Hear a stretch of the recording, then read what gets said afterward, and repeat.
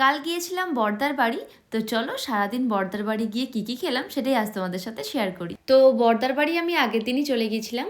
তো আমি এই ভিডিওটা নেক্সট মর্নিং থেকেই স্টার্ট করছি। তো সকালে উঠে ফ্রেশ হয়ে খেয়ে নিলাম গরম গরম কফি আর দুটো বিস্কিট।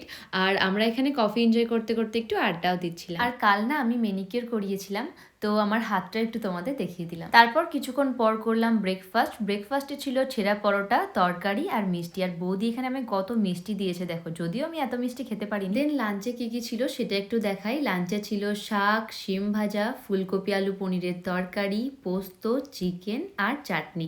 দেখো কত কিছু বৌদি রান্না করেছে।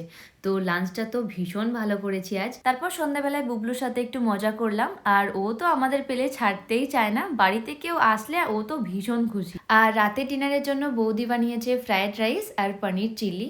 আর তোমরা তো জানোই আমার বিরিয়ানি পেলে তো আমার আর কিছুই চাই না, তো আমার জন্য ছিল বিরিয়ানি। তো এই ছিল আজকের খাওয়া দাওয়া।